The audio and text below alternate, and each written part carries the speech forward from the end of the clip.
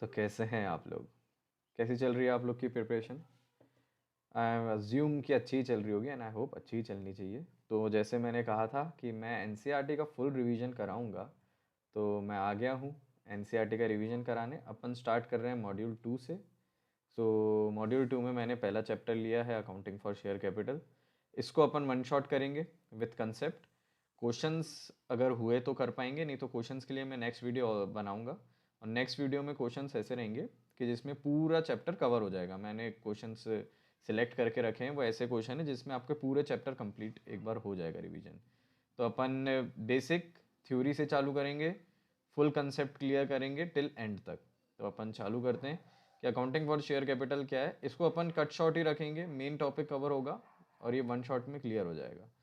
पहले तो accounting of share capital. Share capital क्या होता है? पहले तो कि जब कोई लार्ज कंपनी रहती है ना, तो वो एक कंट्रीब्यूट करती है by large number of person, उसमें कंट्रीब्यूट करते हैं कंपनी में, जो उसके शेयर होल्डर कहलाते हैं। तो शेयर होल्डर जो है वो कंपनी के रियल ओनर भी रहते हैं। तो वो उसमें पैसा डालते हैं और कंपनी चलती है। उनको वोटिंग राइट्स भी मिलते हैं, उनको डिविडेंड भी मिलता है। अब कौन से प्रकार के शेयर्स होते हैं वो अपन देखेंगे। पहले तो कंपनी के फीचर क्या है कि कंपनी एक company viewed as a association of person, जिसकी खुद की एक कॉमन सील भी होती है। और कॉमन सील रहती है, आर्टिफिशियल पर्सन पर्सन रहता है ये। और एक कॉरपोरेट लीगल एंटिटी है। तो ये कुछ कुछ उसके पॉइंट है। ये देखिए कॉमन सील जो अपन लिख सकते हैं, जैसे association of person is a one point. एक फिर रहता है कॉमन पर्पस के लिए वो होती है। It is a artificial person is another point. और उसकी एक कॉमन सील होती है, ये उसके थर्ड पॉइंट। अब ये दिया हुआ है, स्पेशल फीचर्स दिए हुए हैं उसके। पहले तो body corporate companies according to the provision of law enforce time to time. Companies act के हिसाब से ये बनती है, कंपनी लॉ के हिसाब से जो चेंज होते रहते हैं। बस बैंक और इंश्योरेंस कंपनी का एक अलग लॉ है, उनका अलग लॉ है, तो वो कुछ अलग रहती है। ओके। एंड फिर एक सेपरेट लीगल एंटिटी है, यानी जो ओनर है वो उससे डिफर करते हैं। कंपनी अपने खुद के नाम पे एसेट ले सकती है, खुद कॉन्ट्रैक्ट ले सकती है, बैंक अकाउंट खुलवा सकती है। ओके। लिमिटेड लाइबिलिटी रहती है, यानी शेयर होल्डर ने जितना शेयर लिया है, जिसका जितना शेयर है उसका रहेगा। और जो अनपेड अमाउंट रहेगा शेयर का, वही लाइबल रहता है लिमिट के लिए। अगर फुल अमाउंट है, अगर पूरा दिया हुआ है पेमेंट, तो नहीं रहेगा। If in case limited by guarantee है, तो उसकी जितनी गारंटी ली हुई है उतना रहेगा। और अगर गारंटी भी नहीं है, अनलिमिटेड है, तो अनलिमिटेड रहेगा। वैसे इंडिया में अनलिमिटेड अभी कंपनी अलाउ नहीं है। कंपनी लॉ में लिखा हुआ है बट कंपनी बना नहीं सकते। परपेचुअल सक्सेशन रहता है। It means company never dies. अगर कोई की पर्सन आपका एक्सपायर भी हो गया, या कोई आपका बोर्ड मेंबर एक्सपायर हो गया जिसकी अनसर्टेन डेथ हो गई या डेथ हो गई, तो कोई अनदर पर्सन आके उसकी जगह रिप्लेस कर सकता है। तो company never dies until unless wound up ना हो जाए। एक कॉमन सील रहता है कि कंपनी अपने खुद के नाम पे, और एक कॉमन सील ऑफिशियल सिग्नेचर जिसको बोलते हैं, वो कर सकती है, खुद के नाम पे कॉन्ट्रैक्ट ले सकती है। तो ये है। ट्रांसफिबिलिटी ऑफ शेयर्स ट्रांसफेबल हो सकता है अगर पब्लिक लिमिटेड कंपनी है। तो जैसे आपने सुना होगा कि शेयर्स मार्केट रहते हैं, तो उससे ट्रांसफ़र हो जाते हैं। प्राइवेट लिमिटेड कंपनी भी रहती है अगर, तो वो भी ट्रांसफ़र हो सकते हैं, बट उसका एक अलग लॉ और अलग स्पेसिफिक मार्केट डिफाइन है उसका। और मे स्वीट और भी स्वीट। तो इसका मतलब होता है केस करना। अगर कंपनी को किसी के ऊपर केस करना है, या कंपनी के ऊपर कोई केस करेगा, तो कंपनी के नाम पे कर सकता है, क्योंकि कंपनी एक लीगल पर्सन है। ओके। तो उसका ऐसा नहीं है कि आप डायरेक्ट मेंबर पे केस कर दे रहे हैं, कंपनी के नाम पे केस करेंगे। भले पहला नाम कंपनी का रहेगा, उसके बाद आप मेंबर के नाम पे केस कर सकते हैं, no issues with that. But पहला केस तो आपका कंपनी के नाम पे ही आएगा। अब काइंड ऑफ कंपनी, जैसे कि मैंने आपको बोला था, कंपनी लिमिटेड बाय शेयर, जितना शेयर्स है उसकी रहेगी, उसकी लाइबिलिटी रहेगी, जितना उनके अनपेड अमाउंट ऑफ शेयर रहेगा, जितना उसने रहेगा उतनी ही उसकी लाइबिलिटी रहेगी। बाकी अगर उसने पूरा पेमेंट कर चुका है, तो उसका कोई सिंगल पैसे का कोई नहीं रहेगा, प्राइवेट प्रॉपर्टी से नहीं जाएगा, वैसा रहेगा। ओके। सेकेंड है कंपनी लिमिटेड बाय गारंटी। जितना अगर उस पर्सन ने गारंटी लिया है, उतनी की उसकी गारंटी की लाइबिलिटी रहेगी। अगर उसने गारंटी नहीं लिया, तो उसकी कोई लाइबिलिटी नहीं रहेगी। ऊपर के जैसे लिमिटेड बाय शेयर्स है, वैसा ही वो डिफाइन होगा, कोई इशू नहीं है। अब रहता है एक unlimited companies. There is no limit on the liability, ये डिफाइन है इधर। Just a second. There is no limit on the liability of its member.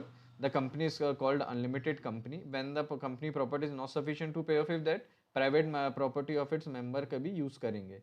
तो जब इसमें ऐसा होता है कि प्राइवेट, जैसे अनलिमिटेड पार्टनरशिप था अपना, वैसा ही अनलिमिटेड कंपनी है, अगर कम पड़ा, अगर in case of wind up या कुछ केस हुआ जिसमें प्रॉपर्टी की ज़रूरत है, तो फिर आपको, अगर कंपनी की सफिशिएंट नहीं रही तो फिर उसके शेयर होल्डर्स की जाएगी। अब such company are not found in India even though permitted by companies act, जैसे मैंने बोला था कि ये अभी अपना इधर अलाउ नहीं है, यानी it's not found by India, भले कंपनीज एक्ट में ये परमिटेड है। अब 3 कैटेगरी की कंपनी होती है। पब्लिक कंपनी, पब्लिक कंपनी वो, पहले तो जो प्राइवेट कंपनी है, सबसे इसकी इजी डेफिनेशन है, public companies are those company which is not a private company. Private company क्या नहीं है, company which is not a subsidiary of private company, second definition ये है। जबकि पब्लिक कंपनी ये है जिसमें पब्लिक भी इन्वॉल्व है, यानी उसके शेयर ट्रेड हो सकते हैं, आम पब्लिक, आम जनता भी उसमें शेयर होल्डर बन सकती है। प्राइवेट कंपनी क्या है, जिसके आर्टिकल ऑफ एसोसिएशन में लिखा हुआ है कि रिस्ट्रिक्ट ऑफ शेयर्स का ट्रांसफेबिलिटी इसका रिस्ट्रिक्ट है।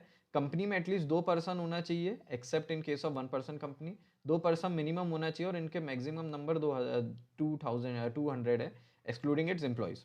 Okay, and 1 person company, 1 person company वो है जिस private, it's kind of private company only, but इस ये एक ही पर्सन रहता है, ये natural person being an Indian citizen. अब कौन बना सकता है, ये कोई नेचुरल पर्सन जो इंडियन सिटीजन है, और non banking activity, financial activities वो नहीं कर सकता इसमें। पेड अप कैपिटल इसकी मोर देन 50 लैक्स नहीं होना चाहिए, और annual turnover 3, average annual turnover 3 years का डज नॉट एक्सीड 2 करोड़। अगर 2 करोड़ से ज़्यादा एक्सीड करेगा देन उसको ऊपर प्राइवेट लिमिटेड बनानी पड़ेगी, और उसको एक और पर्सन लाना पड़ेगा, क्योंकि वो 1 पर्सन थी तो इसको एक और पर्सन लाना पड़ेगा।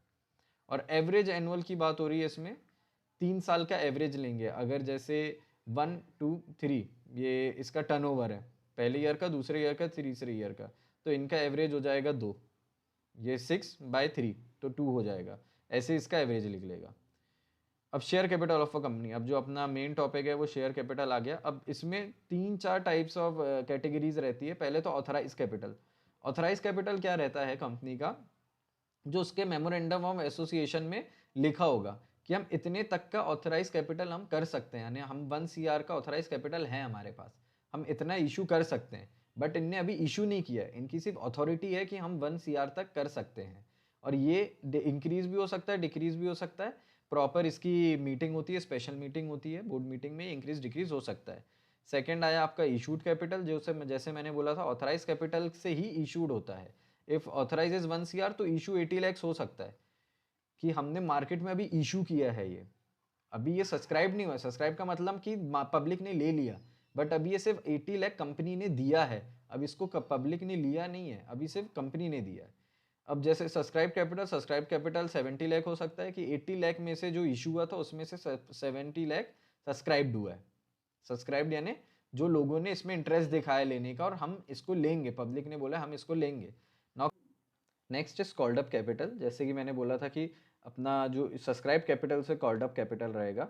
Called up capital is like कि अगर कंपनी ने बोला है कि मुझे 10 रुपये का शेयर है, जो 70 लाख सब्सक्राइब्ड हुए हैं, वो 10 रुपये की फेस वैल्यू है, बट अभी कंपनी को 7 रुपये ही चाहिए कि हमारा 70 लाख के इंटू 7 रुपीज़ पर में हमारा काम हो जाएगा, जो हमारा ऑब्जेक्टिव है वो अभी मीट हो जाएगा, अभी हमको पूरे पैसों की ज़रूरत नहीं है, तो company can ask for a lower value of face value.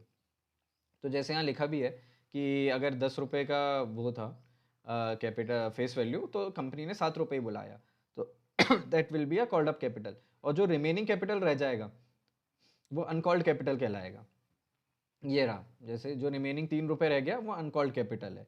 Now paid up capital, paid up capital called which is has been actually receive from the share holder. अब जैसे आपने तो 7 रुपये मांगा, लेकिन कुछ शेयर होल्डर होंगे जिनने सिर्फ 3 रुपये या जिनने सिर्फ 5 रुपये दिए, तो वो रहेगा पेड अप कैपिटल, कि उनने तो सिर्फ 5 रुपये ही दिए, आपने 7 मांगा ठीक है, बट उनने सिर्फ 5 रुपये दिए, तो that would be paid up capital. Just a second. अब अनकॉल्ड कैपिटल मैंने बता दिया कि जो अनकॉल्ड नहीं हुआ है, जो कॉल नहीं हुआ है वो अनकॉल्ड कहलाएगा। Okay, next reserve capital. Company कुछ कैपिटल रिजर्व में भी रखती है, रिजर्व पोर्शन रखती है जो अनकॉल्ड कैपिटल का रहता है, और जब वो winding and it is called only in the event of winding up, जब कंपनी का वाइंड अप हो जाता है, यानी वाइंड अप होने को होता है, तब वो कैपिटल वो रखती है। मीन्स वो एक रिजर्व रखती है इन केस ऑफ कुछ अगर कंटिजेंसी हो गई या कुछ गलत हो गया, तो तब वो कैपिटल आ सके। तो ये चार्ट है, एक ऑथराइज रहता है, ऑथराइज में एक इशूड और एक अनइशूड। जैसे मैंने बोला था ऑथराइज अपना 1 CR था, इशू अपन ने 80 लाख का करा, एंड जो अनइशूड है वो 20 लाख रहा। ओके, एंड सब्सक्राइब्ड उसमें से 70 लाख हुआ था, और सब्सक्राइब्ड एंड फुल्ली पेड यानी जो पूरा पेमेंट आ गया वो एक रहता है, subscribe and not fully paid. जैसे कंपनी ने 7 रुपये मंगाया था तो वो फुल्ली पेड नहीं था, वो नॉट फुल्ली पेड था। लेकिन अगर कंपनी ने पूरा 10 रुपये मंगाया होता और कुछ लोगों ने 7 रुपये ही दिया होता, तो जो लोगों ने 10 रुपये फुल दिया होता वो आते फुल्ली पेड अप में, और जिनने सिर्फ 7 रुपये दिया होता वो आते नॉट फुल्ली पेड अप पे। ये इसका बाइफर्गेशन रहेगा। ऐसी इसकी बैलेंस नोट्स टू अकाउंट में ऐसा दिखता है। सबसे ऊपर आएगा शेयर कैपिटल का हेड, उसके बाद ऑथराइज कैपिटल, कितने शेयर्स कितने रुपए फेस वैल्यू के इधर आएंगे, फिर इशूड कैपिटल की इतने इशूड हुए इतने फेस वैल्यू पे वो इधर आएंगे, फिर सब्सक्राइब, उसमें आएगा subscribe not fully paid up but not fully paid up. तो 2 लाख शेयर में जैसे इधर दिया हुआ है 10 रुपीज बट 8 रुपये ही कॉल्ड अप हुआ था, तो ये फुल्ली पेड अप नहीं है, तो 16 लाख आ गया। और उसमें से कॉल्स इन एरियस अपन आगे पढ़ेंगे, कॉल्स इन एरियस क्या होता है वो उनने माइनस करा। ना nature and class of share, तो दो टाइप के शेयर्स रहते हैं, एक रहता है प्रेफरेंस शेयर। प्रेफरेंस शेयर को प्रेफरेंस उनके नाम से ही समझ आता है, उनको प्रेफरेंस दी जाती है इक्विटी से ज़्यादा, तो वो रहते हैं प्रेफरेंस शेयर। इनको पहले डिविडेंड मिलने का राइट है कि अगर कुछ भी हो जाए तो पहले इनको डिविडेंड मिलेगा, डिविडेंड टू बी पेड इधर एज फिक्स्ड अमाउंट, या तो फिक्स्ड अमाउंट मिलेगा और amount calculated by fixed rate, but ये before any to equity share holder से पहले इनको ये मिलेगा। और that in respect to capital carry on carry, अगर वाइंड अप होती है कंपनी तो प्रेफरेंस शेयर को पहले रीपेमेंट का मौका मिलेगा रेदर देन इक्विटी शेयर को। तो प्रेफरेंस शेयर का थोड़ा जो रिस्क है वो कम रहता है, बट फिर प्रेफरेंस शेयर को कभी कभी वोटिंग राइट भी नहीं दी जाती है, तो ये भी देखना रहेगा। इक्विटी शेयर जैसे बोला, इक्विटी शेयर को जब जो नॉर्मल शेयर होल्डर रहते हैं वो इक्विटी शेयर होल्डर ही रहते हैं, इनको लास्ट में डिविडेंड दिया जाएगा, और जब लॉस होगा कंपनी का तो इनका जो सेटअप रहेगा वो लास्ट में रहेगा ना। इशू ऑफ शेयर्स, जब शेयर्स इशू होते हैं तो पहले कंपनी प्रोस्पेक्टस निकालता है, प्रोस्पेक्टस में वो सब ऑब्जेक्टिव बताता है, अपने फाइनेंशियल दिखाता है, अपने 3-4 साल के फाइनेंशियल्स एक्यूमुलेट करके क्यूमुलेटिव दिखाता है कि क्या क्या हम इतने साल से कर रहे हैं और हमारा ऑब्जेक्टिव क्या है, कि हमको क्यों पैसा चाहिए और वो पैसा हम कहाँ यूज़ करेंगे, और वो यूज़ होने के बाद फिर हमारी फाइनेंशियल स्टेटमेंट कहाँ खड़े होंगे, यानी हमारी कंपनी फिर कहाँ खड़ी होगी।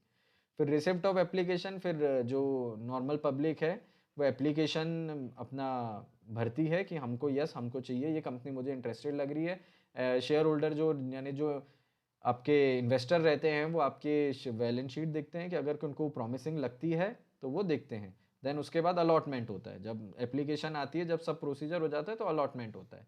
अब इसमें जो कंपनी का मिनिमम सब्सक्रिप्शन है विद इन 120 डेज अलॉटमेंट हो जाना चाहिए। जब एप्लीकेशन इशू होती है उसके 150 जब इशू प्रोस्पेक्टस इशू होता है उसके 120 डेज के अंदर अलॉटमेंट हो जाना चाहिए। इफ़ अलॉटमेंट नहीं होता है, company fails to do that, तो कंपनी को 130 डेज के अंदर में जो पैसा रिटर्न करना पड़ेगा अगर उनने अलॉटमेंट नहीं दिया। यह आपको याद रखना है, 120 डेज और 130 डेज, इससे एक क्वेश्चन आ सकता है। बाकी बाकी इसमें बीच में कुछ नहीं है। मतलब मिनिमम सब्सक्रिप्शन, कंपनी का मिनिमम सब्सक्रिप्शन का गाइडलाइन दिया हुआ रहता है, कितना मिनिमम सब्सक्रिप्शन रहेगा, उतना मिनिमम सब्सक्रिप्शन अगर मैट हो जाएगा तो फिर कंपनी अलॉटमेंट पे जा सकती है। और अगर उतना मिनिमम सब्सक्रिप्शन नहीं मैट हुआ यानी लोगों ने इंटरेस्ट नहीं दिखाया कंपनी में, तो वो फिर अलॉटमेंट नहीं कर पाएंगे, और जितना पैसा है वो वापस हो जाएगा। तो जितना अगर पैसा है, minimum subscription can of the capital can not be less than 90% of issued amount, ये सेबी ने दिया हुआ है 90%। और अगर ये नहीं हो पाता है फुलफिल तो आपको पैसा वापस करना पड़ेगा। Okay, if this condition not satisfy the company shall forward refund the entire subscription amount received. अगर डिले ऑकर हुआ 8 दिन से ज़्यादा, अगर जो डिले है पैसा देने में वापस से अगर 8 दिन से ज़्यादा हुआ तो आपको इंटरेस्ट देना पड़ेगा 15% पर एनम से, उन जिनसे आपने पैसा लिए हैं। ओके, नाउ जो शेयर्स है, अब आ जाएगा अपना जो मेन पार्ट है वो है अकाउंटिंग ट्रीटमेंट। अब अकाउंटिंग ट्रीटमेंट क्या है आपको देखना है। पहली जो एंट्री आएगी bank account DR to share capital account credit. अब इसमें आएगा amount received on application from so and so shares and rupees इतना पर शेयर। तो बैंक अकाउंट DR क्योंकि पैसा आया, ये कंपनी के परस्पेक्टिव से अपन अकाउंटिंग कर रहे हैं, तो कंपनी के परस्पेक्टिव से अपन देखा जाएगा एप्लीकेशन हुई, एप्लीकेशन में लोगों ने अप्लाई किया और एप्लीकेशन से बैंक से अपने को पैसा आया, तो अपना बैंक डेबिट हो गया क्योंकि अपने को पैसा आया। टू शेयर एप्लीकेशन अमाउंट, क्योंकि अपन को ये शेयर एप्लीकेशन के लिए पैसा आया, तो शेयर एप्लीकेशन अकाउंट क्रेडिट होगा। अब शेयर एप्लीकेशन को अकाउंट को ये भी लिख सकते हैं share application and allotment account, but usually we prefer share application account ही आएगा। Now the second thing is, अब एप्लीकेशन मनी ट्रांसफर होगा क्योंकि अपने को बैंक में पैसा आ गया था, अपन ने एप्लीकेशन मनी हेड पे डाला था, तो अब एप्लीकेशन मनी को अपन डेबिट करेंगे क्योंकि अपन ने उसको क्रेडिट करा था, और फिर शेयर कैपिटल में क्रेडिट करेंगे क्योंकि वो पैसा इन फ्यूचर शेयर कैपिटल में ही जाने वाला है, तो अपन उसको शेयर कैपिटल में लाएंगे। अगर एप्लीकेशन रिजेक्ट होती है और मनी रिफंड होता है तो बैंक अपन को पैसा देना पड़ेगा, तो बैंक क्रेडिट हो जाएगा और शेयर एप्लीकेशन डेबिट हो जाएगा। अगर अमाउंट ड्यू ऑन अलॉटमेंट, अब अलॉटमेंट में आ गया, तो अलॉटमेंट में ड्यू क्या होता है कि पहले अलॉटमेंट का ड्यू पहले हो जाता है, पैसा बाद में आता है, तो शेयर कैपिटल को अपन पहले ही क्रेडिट कर देते हैं।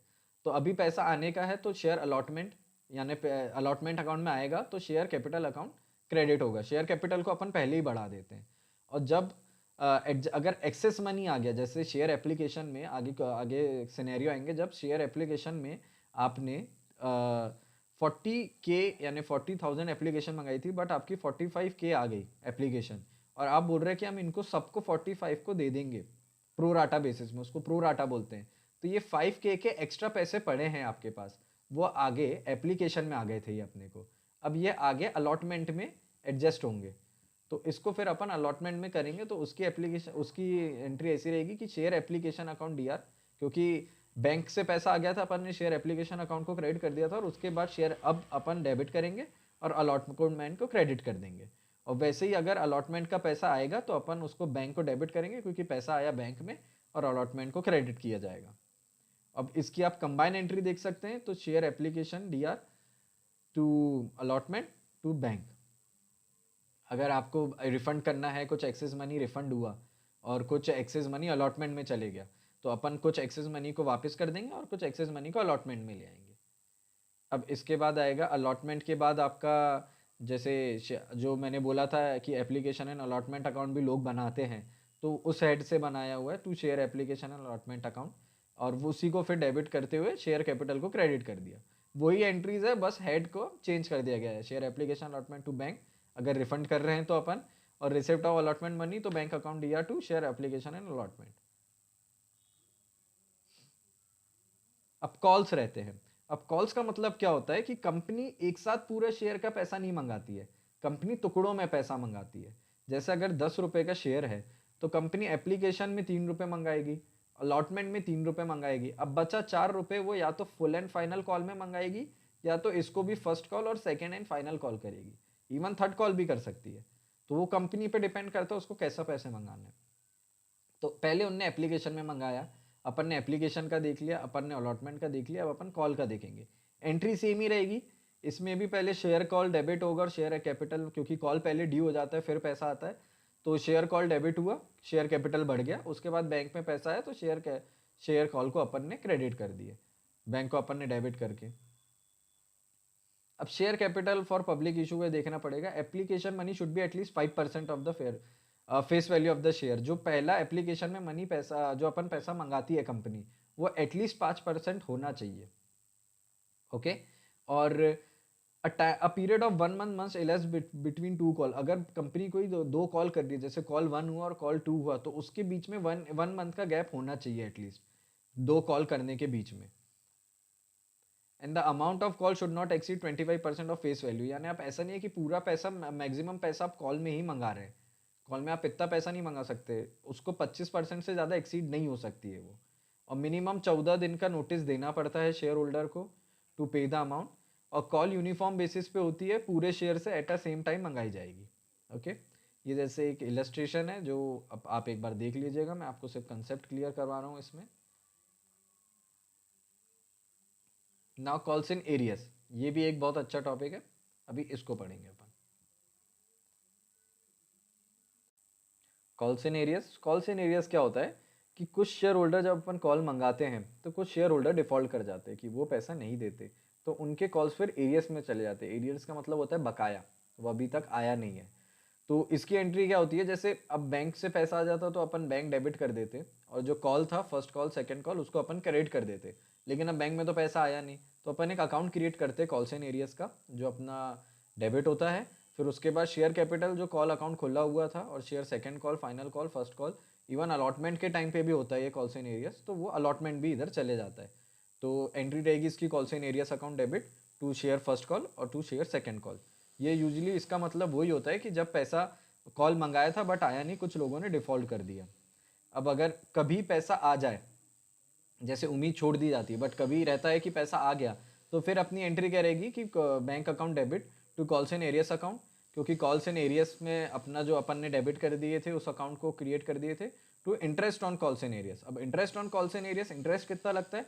इंटरेस्ट लगता है 10% पर एनम। 10% पर एनम का इसमें इंटरेस्ट लगता है, ये रहा। इससे ज़्यादा का इंटरेस्ट नहीं लगेगा, जो आउटस्टैंडिंग अमाउंट था उसके ऊपर ये इंटरेस्ट लगेगा। अब इसका ये क्वेश्चन किया हुआ है। उसके बाद कॉल्स एंड एडवांस, कभी कभी कुछ शेयर होल्डर रहते हैं जो एडवांस में ही पैसा दे देते हैं, लाइक उनका कॉल्स का जो पैसा था उन्होंने ड्यूरिंग अलॉटमेंट के टाइम पे ही दे दिया, तो वो उसकी एंट्री क्या होती है कि बैंक अकाउंट डेबिट होता है to calls and advance account. जैसे अपन कस्टमर का एडवांस अकाउंट आता है, एडवांस आता है, अपन जो एडवांस रिसिप्ट की एंट्री करते हैं वैसी ही एंट्री है, ज़्यादा कुछ फर्क नहीं है, बस अपन कंपनी के बुक्स में कर रहे हैं। तो बैंक अकाउंट दिया टू कॉल्स एंड एडवांस, और जब कॉल्स एंड एडवांस को अपन को अप्लाई करना रहेगा वो फोल्डर पे, तो calls and advance to particular call amount. अगर फर्स्ट कॉल के पैसा रहा तो फर्स्ट कॉल, सेकंड कॉल तक बचा तो सेकंड कॉल। अब इस पे भी ऐसा रहता है कि अपन को भी इंटरेस्ट देना पड़ता है, तो जो इंटरेस्ट रहता है वो net exceeding 12% per annum. Company को एडवांस अगर कंपनी ने ली है पैसा तो उसको इंटरेस्ट देना पड़ेगा। तो इंटरेस्ट की एंट्री क्या रहेगी? Interest on call in advance account दिया टू बैंक अकाउंट, सिंपल जैसे इंटरेस्ट पेमेंट की रहती है। और अगर इंटरेस्ट ड्यू करा है अपन ने, अभी पे नहीं करा है, तो interest on call account to sundry share holder. Sundry share holder यानी शेयर होल्डर का नाम ले सकता है, to Ramesh account, to Rajesh account, ये शेयर होल्डर अकाउंट रहेंगे। और जब पैसा देने का रहेगा तो फिर सन्ड्री शेयर होल्डर अकाउंट दिया to bank account.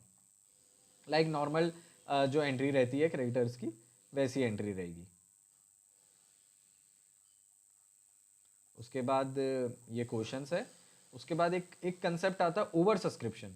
Over subscription जो कंसेप्ट मैं आपको बोल रहा था प्रो राटा बेसिस का, लाइक कंपनी ने एप्लीकेशन मंगाया था 40,000 का, बट कंपनी को एप्लीकेशन आ गया 45,000 का।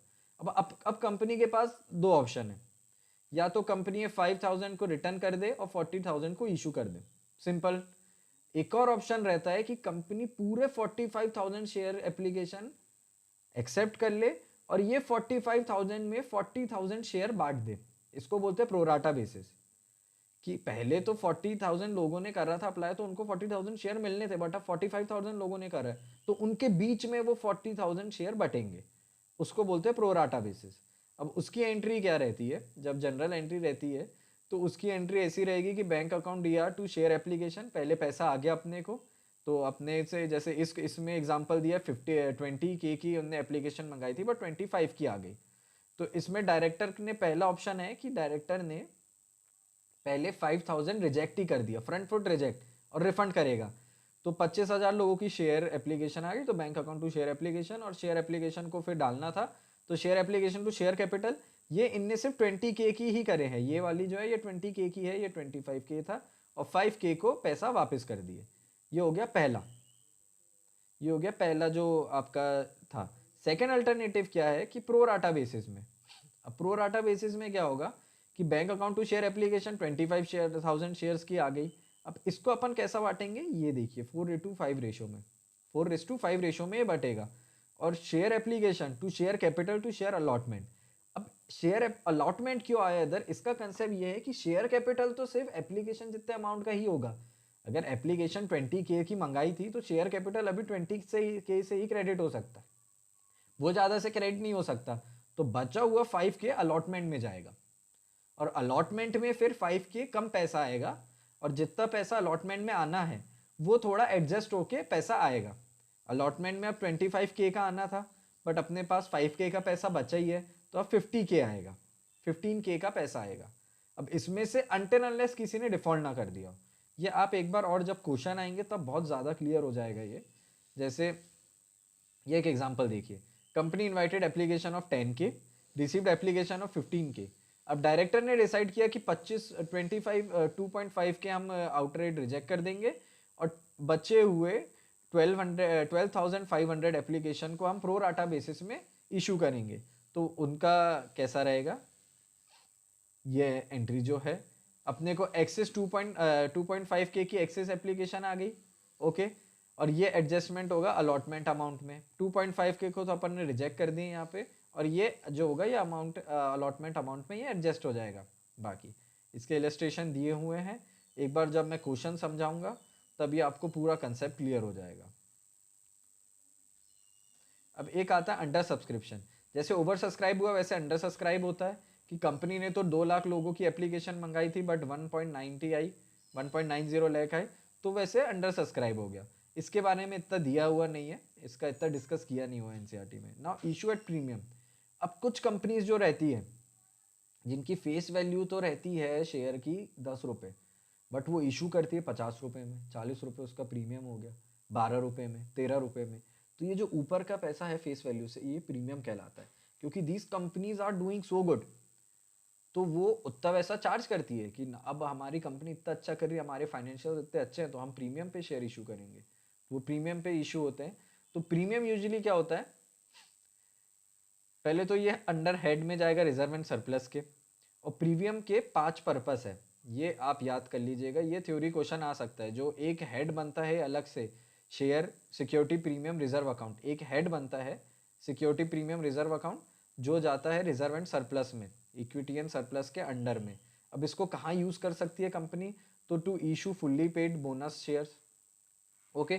फुल्ली पेड जो बोनस शेयर है उसको इशू करने में कर सकती है, to the extent not exceeding unissued share capital, unissued जो शेयर कैपिटल है उसी एक्सटेंट तक, ऐसा नहीं है अनइशूड से ज्यादा कर देगी, ऑथराइज से ज्यादा नहीं कर सकते आप।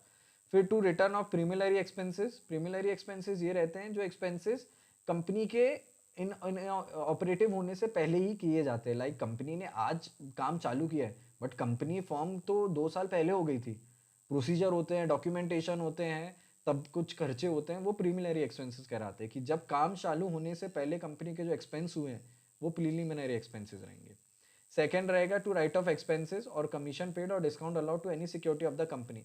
कोई भी सिक्योरिटी अगर कंपनी इशू कर रही है, इक्विटी शेयर हो गया, प्रेफरेंस शेयर हो गया, डिवेंचर हो गया, तो उसके जो एक्सपेंसेस रहेंगे, कमीशन पे होगा और डिस्काउंट अलाउ होगा, वो सेटल हो सकता है। टू पे the premium on redemption of preference share और डिवेंचर, कुछ प्रेफरेंस शेयर प्रीमियम पे रिडेम होते हैं, रिडेम यानी कंपनी वापस खरीदती है उनसे, रिडेम्पशन का मतलब होता है कंपनी खरीदती है, यानी रिडीम हो गए मतलब उनका एक टाइम पीरियड था, वो टाइम पीरियड, रिडेम्पशन का मतलब हुआ अगर वो एक टाइम पीरियड था, वो टाइम पीरियड अगर फुलफिल हो गया, लाइक कंपनी ने 2 ईयर्स के लिए ही ये शेयर इशू करे थे, अब 2 ईयर्स तो हो गए, अब कंपनी को खरीदने पड़ेंगे, तो उसको रिडीम करना बोलते हैं। तो जब वो शेयर रिडीम होंगे तब कंपनी उसको प्रीमियम में रिडीम कर सकती है, तो वो प्रीमियम के इसमें काम आएगा।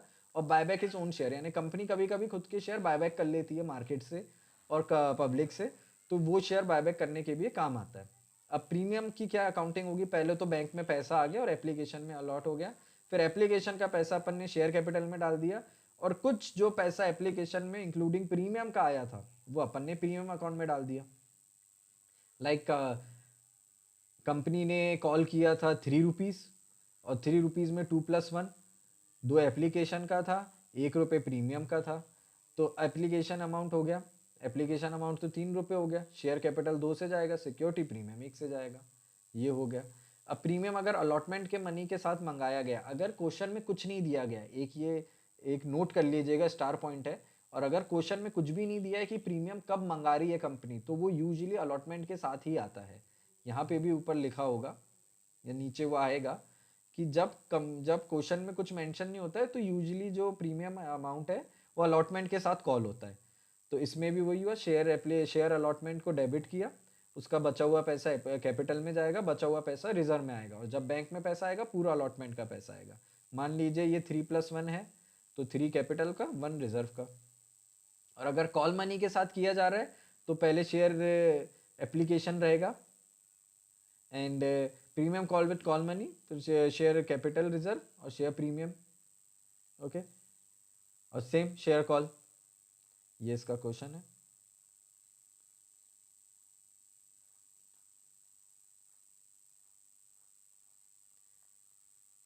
Now 4 feature of shares. 4 feature का एक बहुत इंपॉर्टेंट कंसेप्ट है, इससे भी क्वेश्चन आएगा ही, और इससे क्वेश्चन बड़ा क्वेश्चन आता है। इस 4 फीचर का मतलब क्या होता है कि जब शेयर होल्डर कॉल मनी देने में फेल हो जाता है, यानी वो कॉल मनी नहीं दे पाता है। तो कंपनी कब 1-2 बार कॉल करती है, उसको भेजती है, उसको इन्फॉर्मेशन भेजती है, उसको रेगुलर अपडेट भेजती है कि आपका कॉल मनी पेंडिंग है, आप उसको पे कर दीजिए। इफ़ अगर वो नहीं पे करता है, तो कंपनी फिर वो पैसा ज़ब्त कर लेती है, यानी फ़ॉरफ़ीट कर लेती है। बट फ़ॉरफ़ीट करने से पहले भी कंपनी उसको मेल भेजेगी, प्रॉपर इंटीमेशन भेजेगी कि हम आपका पैसा फ़ॉरफ़ीट कर रहे हैं। अब इसमें भी एक कंसेप्ट होता है प्रीमियम का फ़ॉरफ़ीचर। अगर प्रीमियम पूरा पेड अप है, अगर पूरा प्रीमियम पे है, तो वो फ़ॉरफ़ीट नहीं हो सकता। वो फिर फ़ॉरफ़ीचर अकाउंट में नहीं जाएगा। बट अगर प्रीमियम आधा पे है, जैसे प्रीमियम मंगाया था ₹5, आया ₹3, अभी भी प्रीमियम ₹3 ही आया है, तो वो ₹3 फ़ॉरफ़ीट हो सकता है। अगर पूरा ₹5 आ गया होता, फिर प्रीमियम फ़ॉरफ़ीट नहीं होगा, फिर जो नॉर्मल शेयर एप्लीकेशन का अमाउंट था, जो अलॉटमेंट का अमाउंट था, जो शेयर कैपिटल में पैसा गया, वो फ़ॉरफ़ीट होता है। तो अगर शेयर इशूड एट पार, ये एक एंट्री है, तो इसका शेयर कैपिटल अपन ने क्रेडिट कर दिए थे, तो वो हो जाएगा debit to share forfeiture account. Share forfeiture यानी कितना पैसा आ चुका है, जैसे उससे ₹7 अभी तक मंगाया था, बट उसने ₹4 ही दिया, ओके, ₹2 अलॉटमेंट के नहीं दिया और ₹1 कॉल का नहीं दिया, तो ये उसके पेंडिंग थे। तो जो पेड अप अमाउंट है, जितना पैसा आ चुका है, वो फ़ॉरफ़ीचर अकाउंट में जाता है। तो to share forfeiture account, to share allotment account, क्योंकि ये आउटस्टैंडिंग था, ओवरड्यू था, और टू शेयर कॉल्स अकाउंट, ये भी आउटस्टैंडिंग था, ये भी ओवरड्यू था। ओके, अब शेयर फ़ॉरफ़ीचर कहाँ दिखाया जाएगा? The balance of share forfeiture account is shown in addition to the paid up capital under the head share capital. Share capital के अंदर जो पेड अप कैपिटल हेड रहता है, उसके अंडर में ये शेयर फ़ॉरफ़ीचर अकाउंट दिखाया जाएगा। आप वहाँ उसको शो कर सकते हैं। अब शेयर फ़ॉरफ़ीचर, अगर अब कंपनी ने फ़ॉरफ़ीट कर ली शेयर, आपसे वापस ले ली, तो कंपनी अब शेयर रीइश्यू भी तो करेगी, क्योंकि कंपनी अपने पास रखे हुए शेयर क्या करेगी? तो एक फिर कंसेप्ट आता है रीइश्यू ऑफ फ़ॉरफ़ीचर, फ़ॉरफ़ीटेड शेयर। अब कंपनी उसको रीइश्यू करेगी। तो जब कंपनी रीइश्यू करेगी, तो यूजुअली कंपनी जब रीइश्यू करती है, मैक्सिमम केसेस में कंपनी उसको डिस्काउंट में रीइश्यू करती है। यानी थोड़ा, जब अगर वो ₹10 फेस वैल्यू का शेयर था, तो कंपनी उसको ₹8 में ही इश्यू कर देगी। तो बचा हुआ जो अमाउंट रहता है, वो शेयर फ़ॉरफ़ीचर से फुलफ़िल हो जाता है। जैसे ये एक है, इसमें 200 शेयर थे ₹10 ईच के, जिसमें ₹600 रिसीव्ड हो गया था। यानी फ़ॉरफ़ीचर अकाउंट में ₹600 जा चुका है। फ़ॉरफ़ीचर अकाउंट में ₹600 जा चुका है। अब इसको रीइश्यू करा है 1800 में। अब 200 शेयर ₹10 फेस वैल्यू के 1800 में करा है, यानी ₹200 डिस्काउंट में किया है। ये ₹200 डिस्काउंट दिया गया है। तो यहाँ वही हुआ, 1800 आया। ₹200 जो डिस्काउंट था, वो फ़ॉरफ़ीचर अकाउंट से आ गया, फ़ॉरफ़ीचर अकाउंट से ले लिए, और शेयर कैपिटल पूरा 2000 से ही होगा। शेयर कैपिटल कम से नहीं होगा। अगर पूरा कॉल अप हुआ है और आपने डिस्काउंट दिया है, तो शेयर कैपिटल फुल 2000 से होगा। और जो फ़ॉरफ़ीचर में 600 था, उसको माइनस 200, तो 400 बचा है। अब ये 400 कैपिटल रिजर्व में ट्रांसफर हो जाता है। कैपिटल रिजर्व एक हेड बनता है, जिसमें फ़ॉरफ़ीचर का अकाउंट, बाद में अमाउंट जो रहता है वो ट्रांसफर हो जाता है। और फिर कैपिटल रिजर्व से वो जो स्पेसिफाई हुआ है आपके आर्टिकल ऑफ एसोसिएशन में जो हुआ है, कंसेप्ट इतना ही था इसमें दोस्तों। अब बाकी क्वेश्चंस है, तो क्वेश्चन इसमें बहुत अच्छे हैं जो मैंने सिलेक्ट करके रखे हैं, जो मैं आपको एक नेक्स्ट वीडियो में समझाऊंगा। अपन ने ये पूरा टर्म्स देख चुके हैं, अब ये समरी आ गई है। समरी एक बार गो थ्रू कर लेना, और बाकी पूरा कंसेप्ट मैंने करा दिया है आपको, कुछ भी नहीं छोड़ा है। और जो क्वेश्चंस है वो नेक्स्ट वीडियो में कराऊंगा। तो क्वेश्चन करने के बाद आपको ये चैप्टर में कोई भी डिफिकल्टी नहीं होगी। जो मैंने क्वेश्चन सिलेक्ट करे हैं, वो क्वेश्चन ऐसे है जो पूरा चैप्टर कवर कर लेंगे। 2-3 क्वेश्चन में ही, 4-5 क्वेश्चन में ही आपका पूरा चैप्टर कवर हो जाएगा। तो स्टे ट्यून, नेक्स्ट वीडियो में आप क्वेश्चन सॉल्व कर लीजिएगा। Thank you.